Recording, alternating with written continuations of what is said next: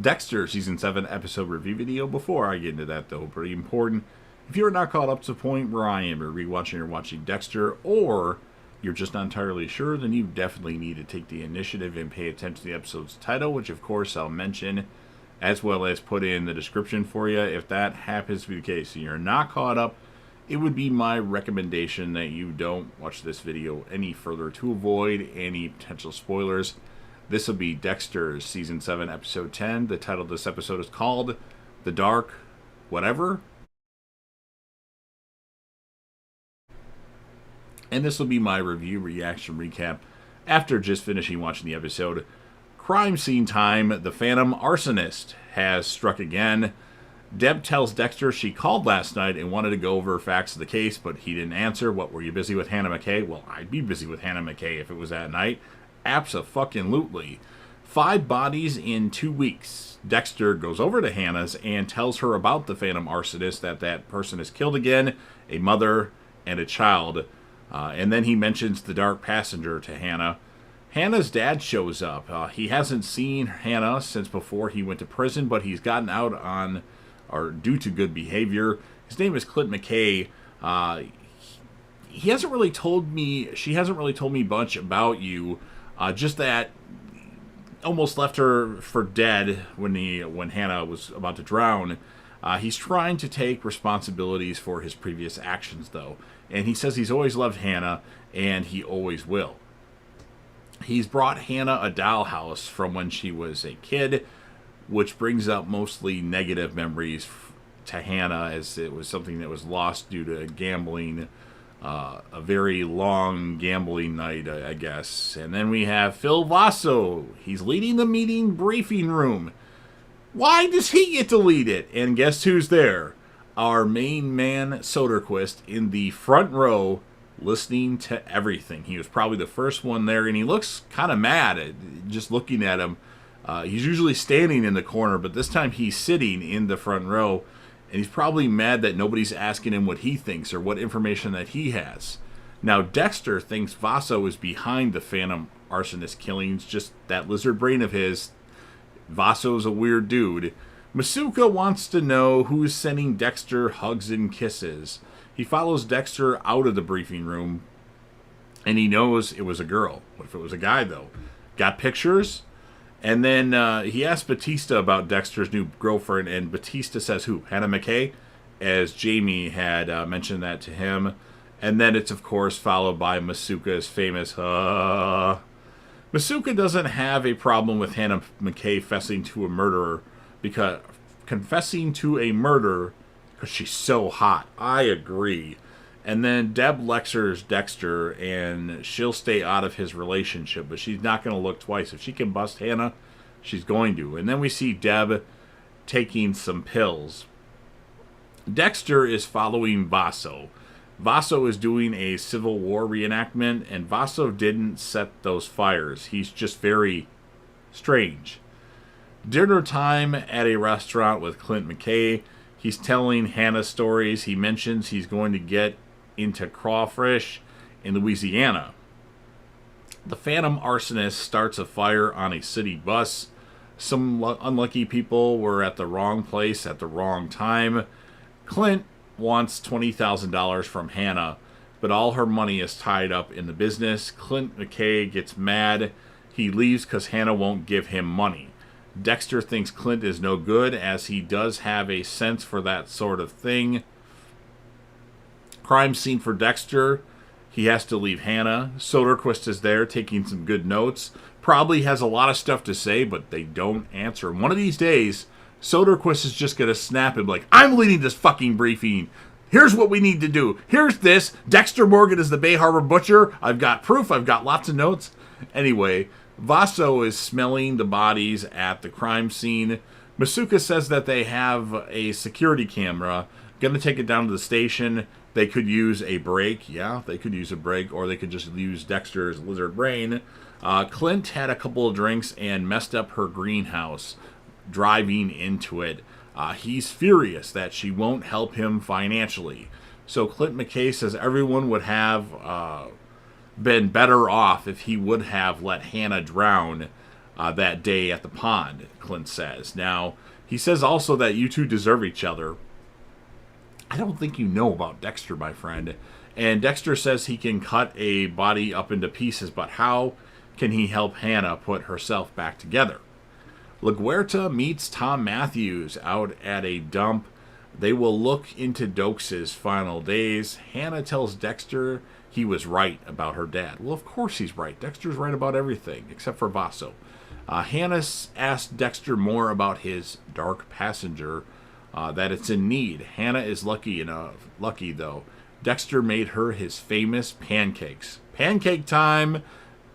Cody would certainly be happy. Another briefing. This time Masuka is leading it, and Soderquist, of course, is present, this time standing in the background.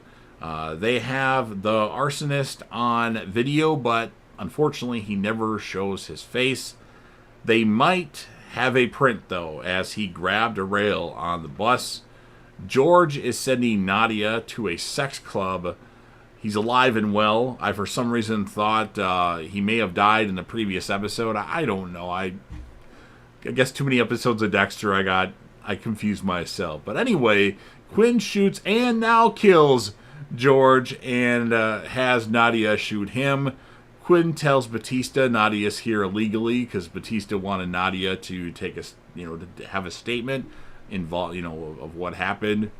And then there's nothing on the print so far, but Dexter, he looks more into it as he's checking the juvie records, and he's found out who the arsonist is. It's Joseph Jensen. Ghost Harry talks to Dexter about the dark passenger. The person that owns the property Dokes was killed at tells LaGuerta and Matthews that Santos Jimenez was the person that rented the cabin that on his land. And then Matthews mentions to LaGuerta the connection between Santos Jimenez, Laura Moser, Harry Morgan, and basically paints the picture for LaGuerta, making it obvious that Dexter Morgan is indeed the Bay Harbor Butcher. But she's not sure yet, but to the audience, it should be a no-brainer. Well, obviously, we already know. But yeah, LaGuerta is going to look into it. And she finds out also that Brian Moser, the ice truck killer, was related to Dexter Morgan, long-lost brothers. Jamie and Harrison, as Nose Itch Time, are going swimming. Clint McKay shows up and says that they never had nannies like her back in the day, because Dexter's like, that's my son and that's my nanny. Clint McKay says that he has some damaging information about Hannah. He was the one telling Saul Price about the info about Hannah and giving him the information for Saul Price's next book project. He wants Dexter to pay him off or he'll send Hannah to jail. Dexter declines his offer and tells him to get out before Clint sees Dexter's bad side. And you don't want to see the bad side because chances are you might end up on Dexter's table. Nose Itch Time. Deb wonders why Quinn was at the club. Personal matter. Quinn says Batista knows some of the story is BS. Deb asks Masuka, where's Dexter? Masuka would like to point out that he was there doing his duty, unlike Dexter. Dexter tells Hannah about what Clint said to him. Dexter hints that there are other options. Dexter mentions Joseph Jensen meets the code. Dexter is at Joseph Jensen's place. Joseph Jensen is on the table. This quickly was resolved. And Jensen says he only sets those fires because of Bobby. Dexter is about to stab Jensen, but then he says, fuck. And then you see the crew, Dab, Batista, and company, show up at the place. Smelled like kerosene, and somebody reported it. Dexter turned down a kill, and he didn't want to upset Deb again. So Joseph Jensen will be taken into custody, and Dexter did not kill him. That's surprising. Clint McKay meets Dexter in a parking garage. You got the money? And Dexter says, yeah, and shows him the trunk full of plastic sheeting as he wraps him up in the plastic sheeting, and now he's on Dexter's boat. So we go from one potential kill to a kill. with another person. Dexter tells Clint, unlike him, he cares about Hannah McKay, and Dexter stabs Clint McKay, then dumps him into the ocean and says, "Sink or swim, Daddy." Wow, okay. Deb calls and says thanks for delivering Jensen. She tells Dexter that she won't be giving into him anymore and won't be backing off his girlfriend. I'm sure she probably said backing the fuck off his girlfriend, but I don't remember. Dexter tells Hannah her dad won't be bothering her again, as he had a talk with him. Turns out Hannah understands Dexter more than he understands himself. Hannah says, "I love you," and Dexter says, "I think I love you too." Deb tells Batista that she needs his help finding Arlene Schramm, or Arlene, one of Hannah's friends. It was a message that Hannah McKay's dad had left for her, that she was a witness to a murder. Seems like that last scene was thrown in the episode like way later. Like it seemed like a post-credit scene to me, but it wasn't post-credits. But anyway, it's just a pretty random scene. The episode should have ended with Dexter and Hannah, "I love you, I think I love you too." But that's the end of the episode. So I liked this episode quite a bit. I just feel like there was something missing to it, so I'm not going to give it a perfect score. I'm going to give it a 9.0 out of 10. And our female character of the episode, I have to have another tie, I think. Hannah McKay and Maria LaGuerta. I think LaGuerta, while she wasn't featured a lot, really started developing a major storyline, and it's almost reached its peak at this point. And then our male character of the episode, this is going to surprise some people. I think Quinn, had some good moments. Masuka probably is the male character of the episode, but I am going to give this character tie again for male, Masuka and Soderquist. Yes, Soderquist was at one briefing, another briefing, at a crime scene, and he was all over the place, and he has a lot of information, and without saying a word, he's made quite an impact on the show if they'd only ask him what his opinion is. And then as far as the villains in this episode, Jensen, he didn't really do much. He was taken care of relatively easy. He deserved to die, but won't. I'm going to give him a 5 out of 10. And then Clint McKay, well, he wasn't that good, but he was at least more memorable than Jensen. I couldn't even remember who the arsonist was until they revealed it. So I'm going to give Clint McKay, I think he deserves a 6.5 out of 10 just because of his past with Hannah, almost letting her drown, and then how he's like going to blackmail Hannah, Dexter, or both of them if they won't give him money. So I think he certainly deserves a higher score, and that's why I gave him a 6.5 out of 10. So yeah, LaGuerta, Hannah, Masuka, Soderquist, great characters of the episode. 9.0 out of 10. You've heard what I have to say. Now it's your turn. Like the video if you're a fan of Dexter or Dexter New Blood, and especially if you want to help me out with the YouTube algorithm. Share this video across any of your social media platforms. Don't forget to sound off in the comment section about what your thoughts are on this episode of Dexter.